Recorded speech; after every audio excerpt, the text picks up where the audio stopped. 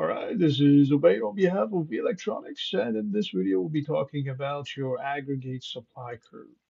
All right, now when it comes to your aggregate supply curve, we did mention that the prices of cost of raw materials, your prices of raw materials, and your prices for minerals, prices of resources that are used in the production process. If they go up or down, they will impact your aggregate supply curve. Now, apart from prices, you also have other factors that impact your aggregate supply curve.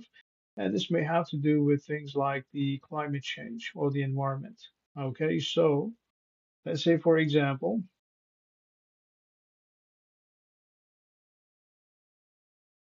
okay, this is your supply curve.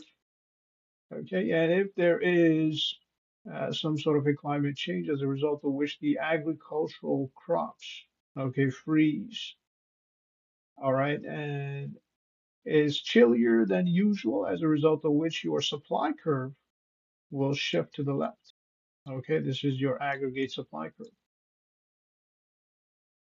All right, now apart from your crops, apart from the climate, you also have things like disease. Okay, so if there is a global pandemic, for example, the supply curve may shift to the left. Okay, tariffs and taxes, again, supply may shift to the left. All right, and apart from tariffs and taxes, you also have things like conflicts, okay, and riots. Okay, this may shift the supply curve to the left. Okay, so your aggregate supply curve will shift to the left.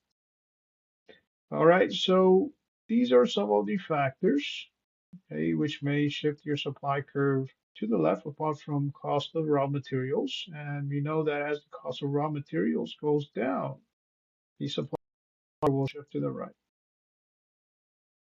All right. As the cost of raw materials goes up, the supply curve, the aggregate supply curve will shift to the left. All right. Now, apart from the factors, okay, we also know that there are four components of a GDP in a country or aggregate demand, as a result of which all these factors over here, okay, may impact your GDP, your gross domestic product in general, okay, by having an impact on the four components. All right. Now, apart from the four components, you also have things like future prices and employment.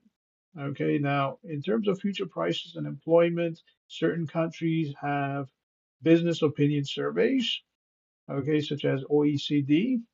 And this survey basically figures out future prices of retailers, of businesses across the nation, what they think the prices will be in the future, their prices, as well as what they think their employment output will be in the future. Okay, so how many workers will they be able to hire in the future based on current market conditions?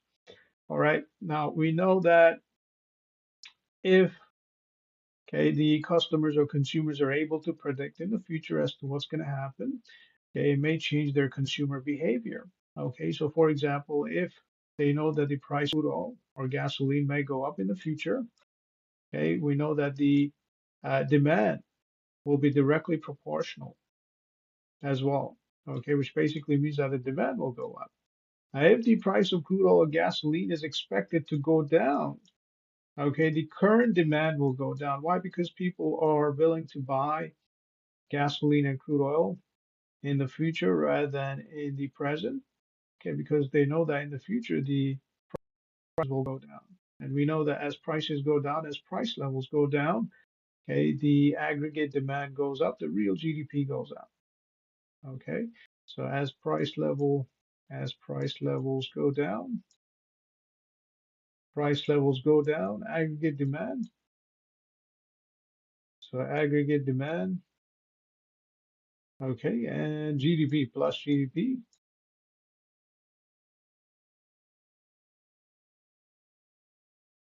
okay, will go up as well. So price levels go down, GDP and aggregate demand. Okay, these two are inversely proportional to your price level. All right, now apart from that, okay, that will be it for this video. On behalf of V Electronics, this is Obey. Have yourself a great day.